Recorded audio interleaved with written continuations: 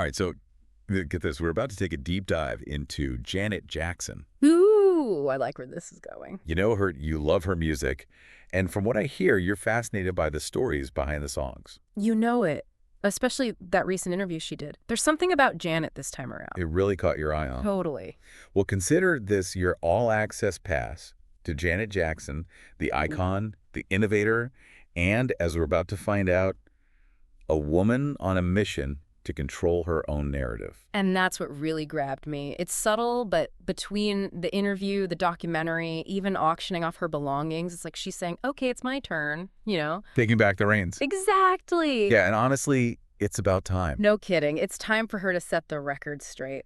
Yes, and you're right. Everyone thinks they know Janet. Rhythm Nation, the Super Bowl, all that. Yes. But even for a diehard music fan like yourself, I bet we'll find some hidden gems about her career. Like, for starters, did you know she holds the record for most top 5 singles from a single album? Yeah, that's right. 7. Right. 7 top 5 hits. Rhythm Nation, 1814. That's insane. That's a whole mood right there. It's a cultural phenomenon. Yeah. And speaking of setting records, 1990, her debut tour. Great. Still the most successful ever. Oh, wow. I did not realize that. That's incredible. Okay, that's major. No wonder artists like Britney Spears, Janelle Monáe, even Charlie XCX, they all point to her as a major influence. The blueprint. The blueprint, yes. Her influence, her artistry, undeniable. But what often gets missed, you know, with all the headlines, is the woman behind the music. And that's what I think makes this interview really special. Yeah, I'm totally with you. This is not just a rehash of her greatest hits.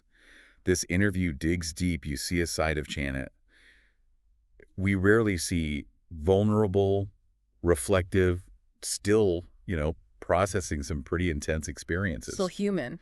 Yeah. And through it all, there's this one theme that emerges, and I'm really curious to see what you think about this. This need for control. When you said control, it really struck a chord with me. It's like this undercurrent that kind of runs through her entire story, right? It's everywhere. You see it from her early days, navigating the music industry with her dad calling the shots. Oh, totally. The pressures of fame, even her personal relationships, it's this recurring theme. It's fascinating. And to really get Janet, you have to understand this inherent need for control. And especially, I think, those early years with Joe Jackson. Oh, yeah. It's wild to think about. This global superstar. But she originally wanted something completely different, right? Like law school. Yeah.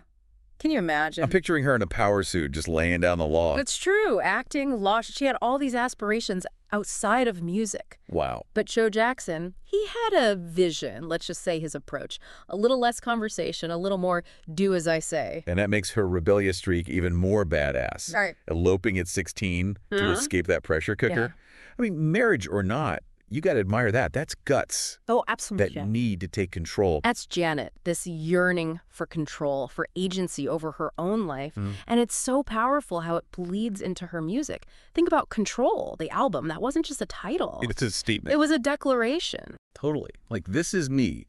On my terms, deal with it. Precisely. And this need for control, it doesn't just vanish. Right. It comes up again and again. Even in her book, True You, she talks about how this need at times affected her relationships, romantic relationships specifically. Oh, interesting. It's fascinating, this honest exploration of a struggle so many people face, famous or not. It takes serious strength to own your story like that. It really does. Especially after the kind of scrutiny Janet's faced. And speaking of, we can't ignore the elephant in the room, the Super Bowl. Right. It feels like even after all these years, people still can't let it go. Yeah, it's a shame, too, because it's such a glaring example of this double standard, right? Well, tell me about it. Women in the public eye, Black women especially. It's so frustrating. Think about it. Timberlake, he basically instigated the whole thing and walked away unscathed. Yeah. Janet's the one who took the heat. It's just not right. No, it's not right. And in this interview, it was refreshing to hear her finally confirm what many of us have suspected for years. Yeah. Right? This wasn't just a media frenzy. This felt like a deliberate cultural blacklisting. 100%. Radio silence, industry pushback, even people like Les Moonves allegedly leading the charge. Yeah, and it's that last part that really gets me, Molested. You've got someone like Moonves, the head of CBS, coming down on her. It just leaves you questioning everything. It makes you wonder, has much really changed? I mean, we still see it now. Yeah. Female artists held to these completely different standards, right? Yeah. Their narratives controlled by these outside forces. It's kind of a sobering thought. It is. And on that note, funny enough, the Super Bowl incident, as controversial as it was, it's actually credited with inspiring the creation of YouTube. Wait, seriously? You're kidding. That's wild. I love these deep dives, always learning something new. But you know, something else that really struck me in this interview was Janet's reflections on motherhood, Oh, yeah. Becoming a mother at 50.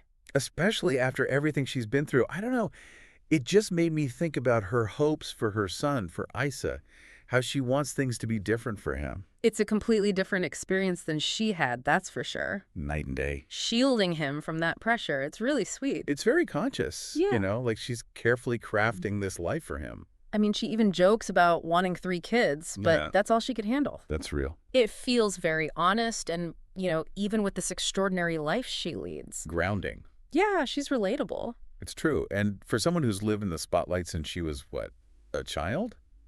I think her wanting Isa to experience a normal childhood really resonated with me. It's a powerful statement. No stage mom energy, just pure love and protection. Yeah, shows real growth. Breaking those cycles. Big time.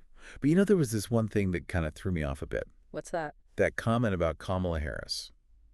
I don't know, it's just surprising to hear someone like Janet Jackson, with all the access in the world, seemingly buying into these, I don't know, these narratives about her race.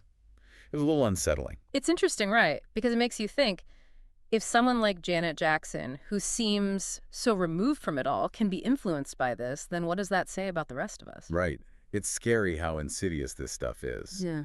You know, especially with her limited news consumption. Oh, absolutely. This is the danger of the digital age. We're all susceptible to these echo chambers, these information bubbles, right? Totally. Where everything you see just reinforces what you already believe, even if it's based on completely false information. It's a good reminder for all of us to really be critical thinkers, Yeah. to question our sources. So as we kind of wrap up this deep dive into Janet Jackson, what are some key takeaways you hope our listener walks away with? Well, I think the biggest one for me is control. Right.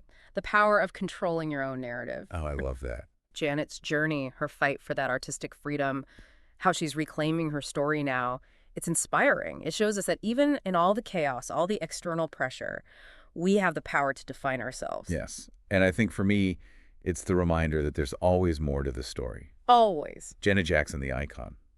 She's also a woman navigating these complex relationships, seeking control, you know, grappling with the past and trying to create a better future for herself, for her son. Beautifully said.